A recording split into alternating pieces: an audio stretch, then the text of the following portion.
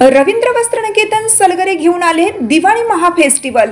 1 ते 30 ऑक्टोबर पर्यंत ऑफर्सचा धुरळा आणि खास दिवाळी गिफ्ट।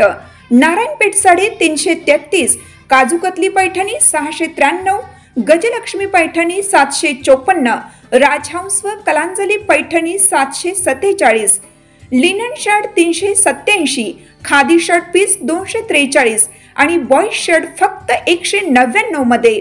तर मग त्वरा करा, रवींद्र वस्त्रनिकेतन सलगरे आणि शाखा।